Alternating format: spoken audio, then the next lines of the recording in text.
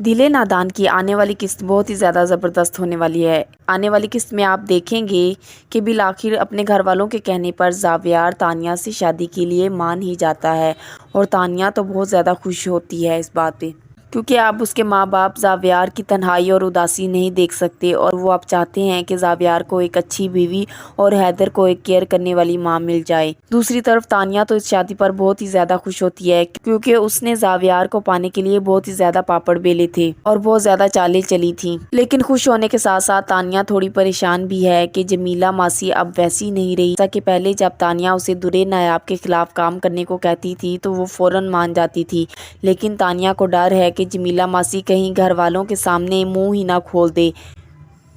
کیونکہ جمیلہ ماسی کے پاس تو تانیہ کے سارے راز موجود ہیں۔ اس کے علاوہ جمیلہ ماسی درِ نایاب کی ملاقات اس کے بیٹے حیدر سے بھی کروا چکی ہے۔ ایک طرف تو تانیہ جمیلہ ماسی کی وجہ سے پریشان ہے، اور دوسری طرف تانیہ کو ڈر ہے کہ کہیں میری شادی پہ ہی جنید وہ ویڈیوز اور آڈیوز لا کے زاویار کو نہ دکھا دے، اور یوں اس کا سارا پول کھل جائے گا۔ جمیلہ ماسی کی طرف سے تو وہ اس لیے پریشان ہے کہ جمیلہ ماسی بھی اپنا منہ نہ کھول دے، کیونکہ جمیلہ ماسی اب درِ نایاب اور حیدر کو لے کے بہت زیادہ سینٹی ہو رہی ہے۔ اس لیے وہ جمیلہ ماسی کے پاس اس کے کوارٹر میں جاتی ہے اور اس کو وارن کرتی ہے کہ مجھے ایسا لگ رہا ہے کہ اب آپ کے دل میں درِ نایاب کے لیے بہت زیادہ ہمدردی پیدا ہو رہی ہے۔ جمیلہ ماسی تو یہ سن کر پریشان سی ہو جاتی ہے اور کہتی ہے کہ نہیں بی بی جی، ایسی کوئی بات نہیں ہے، میں صدیوں سے اس گھر میں ہوں اور میں نے آپ کا نمک کھایا ہے، بھلا میں ایسا کیسے کر سکتی ہوں۔ تانیہ جو کہ بہت ہی زیادہ چالاک اور شاطر لڑکی ہے، وہ تو آپ قدم پھونک پھونک کے رکھ رہی ہے اور چاہتی ہے کہ سب کچھ اسی کے حق میں ہو۔ خیر وہ جمیلہ ماسی کو دھمکی دیتی ہے کہ اپنی زبان بند رکھنا، اور اپنے بیٹے کو بھی سمجھاؤ کہ اپنی زبان بند رکھے،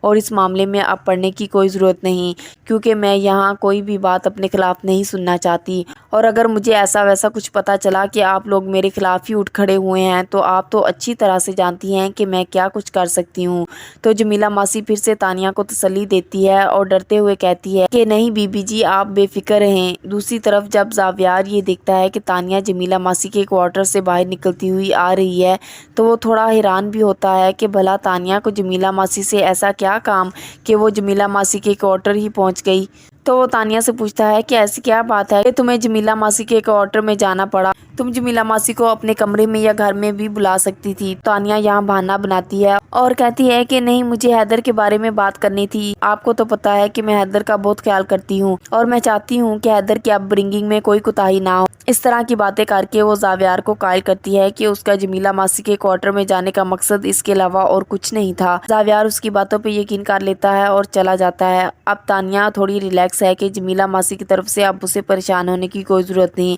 اب اس کو پریشانی صرف اور صرف جنید کی طرف سے ہے کہ کہیں وہ اس کے خلاف سٹیپ نہ اٹھائے۔ دوسری طرف درِ نایاب حیدر سے ملنے کے باوجود پریشان ہے اور پھر سے جمیلہ ماسی کو کال کرتی ہے اور کہتی ہے کہ کیا میں پھر سے حیدر سے مل سکتی ہوں، اور یہ بھی کہتی ہے کہ میں اتنی دیر سے کال کر رہی تھی، آپ نے لیٹ کال کیوں اٹھائی، سب خیریت تو ہے نا۔ تو دوسری طرف جمیلہ ماسی جب بات کرتی ہے تو بہت زیادہ ایموشنل اور پریشان ہوتی ہے اور کہتی ہے کہ بی بی جی، زاویار اور تانیہ بی بی کی شادی طے ہو چکی ہے اور یہ شادی گھر والوں کی رضامندی سے ہو رہی ہے، اور اب بہت جلد ان کی شادی ہونے والی ہے، اور آپ کو تو پتا ہے کہ تانیہ بیگم اس کی سگی ماں کا رول پلے نہیں کر سکتی،